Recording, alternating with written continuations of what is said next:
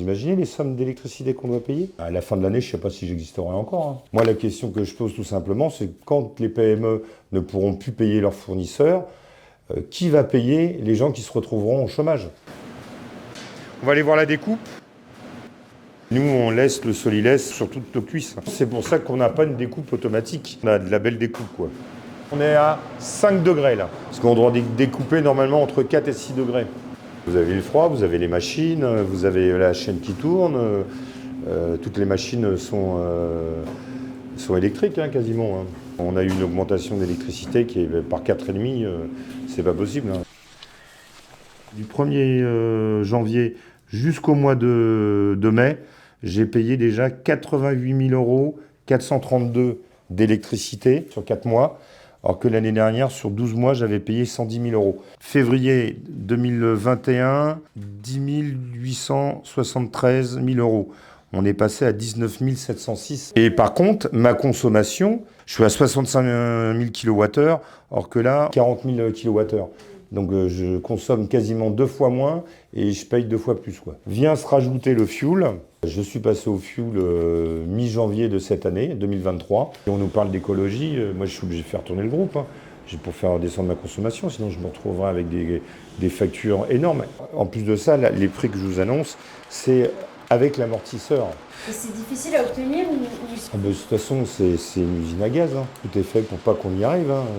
Nous, c'est la comptable qui nous a aidés. L'État est propriétaire quand même à 100% de l'EDF. Il ne nous aide pas beaucoup, quoi, hein. Si, alors, par contre, personnellement, j'ai reçu 5 appels pour gagner 10 000 € sur une chaudière si j'achète une chaudière pour ma consommation électrique. Mais pour les entreprises, il n'y a qu'un amortisseur fiscal, quoi.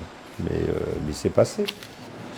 Alors ça, c'est un poulet de 81 jours qu'on pourrait labelliser parce que c'est du fermier jaune, c'est du label rouge. Mais comme on veut rester traditionnel, on l'a appelé le poulet de chez nous. On ne fait que du fermier, que de la souche fermière, on ne fait pas de standard. Toutes les volailles qui sont ici sont normandes et on défend la Normandie, hein. On essaie de concurrencer d'autres régions de France que je ne citerai pas. Voilà.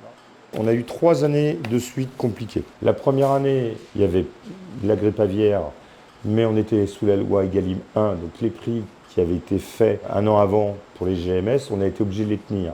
Et là, les céréales se sont mis à exploser. Mais on n'a pas pu mettre d'augmentation. 2022, loi Egalim numéro 2, là on a pu mettre des augmentations, mais les GMS, là, ont commencé à bouder, à trouver une autre parade, à aller au moins cher. Moi, j'ai discuté avec un responsable Leclerc, qui me disait, nous, on va de plus en plus vers les produits de l'Union européenne, parce que les produits français sont trop chers. Pourquoi ils sont trop chers? Parce qu'on est trop chargé, qu'on ne peut pas payer nos salariés correctement. On a trop de charges, beaucoup trop de charges. Les sociétés sont trop chargées. Moi, vous voulez connaître mon salaire ferme du Mesnil? Je peux vous le montrer, je l'ai là. J'ai des salariés qui gagnent plus que moi, vous voyez. Et encore, on m'a obligé de prendre un salaire parce que j'avais une boîte. Et monsieur Philippe Hervé, il est à 1 240 €. Si vous voulez une photocopie, je n'ai pas de souci avec ça. J'ai l'autre société AVN où je prends un peu plus, mais je travaille 7 jours sur 7, hein. Le samedi, je viens faire l'administratif, le dimanche aussi. Ce n'est pas des salaires de dirigeants, quoi. Obligé de payer mes salariés un certain prix. Ils gagnent tous plus que moi pour les garder, pour qu'ils viennent travailler. Sinon, ils ne viennent pas travailler, hein. Ils ont un peu de kilométrage à faire. Quand vous calculez le prix de l'essence pour mettre de leur voiture à venir ici, le salaire est tellement chargé, ils préfèrent rester chez eux. Ils sont au RSA. Ils gagnent peut-être 100 € de moins ou 200 € de moins par rapport à un salaire. Ils s'en fichent, ils restent chez eux. Nous allons rentrer, nous allons nous désinfecter les pieds. Il faut savoir qu'un poulet, c'est cardiaque et il ne faut pas lui faire peur. Donc quand vous rentrez dans un poulailler, vous frappez d'abord pour prévenir que vous allez rentrer. La ferme du Mesnil a été conçue pour recevoir du poulet de 10 semaines et de les faire vieillir jusqu'à 17 semaines minimum. On a des poulaillers, mais on n'a pas de poussinière parce qu'il faut mettre du chauffage, quoi, si vous préférez. Ils sont calmes parce que pour le bien-être animal, on y passe tous les jours. Si on n'y passait pas tous les jours, ils s'enfonceraient dans un coin, ils se monteraient dessus et s'étoufferaient. Normalement, elles sont dehors tous les jours, hein, de toutes les manières. Ça nous fait mal au cœur même de les voir là, comme ça, hein. Mais avec les décrets administratifs, on est obligé de confiner nos volailles à cause de la grippe aviaire. Pour l'instant, voilà, ils sont là. Au niveau commercial, je vais garder le 120 jours, mais je vais en faire beaucoup moins. Parce que tout le monde ne peut pas acheter du poulet de 120 jours. Si je veux survivre, je suis obligé de faire du poulet de 100 jours, entre 90 et 100 jours. Je certifierai que les poulets de 120 jours. Les autres ne seront pas certifiés. Mais ça sera la même façon d'élevage. Ça sera le même poulet, sauf qu'il n'aura que 100 jours. Là, aujourd'hui, là, ils ont 22 semaines, ceux-là, au moins. Oui. 22 semaines, on est loin des 17 semaines. On a eu du report parce que dès qu'on a augmenté les prix, nos ventes ont chuté, donc on abat aussi moins. Les GMS, eux, baissent pas leur marge. Si vous faites une promo, ils sont acheteurs.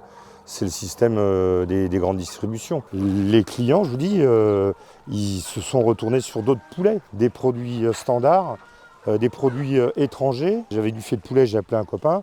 Il m'a dit non, mais les gens préfèrent acheter du filet de poulet polonais à 5 € que d'acheter du filet de poulet français à 19 € ou 20 € le kilo.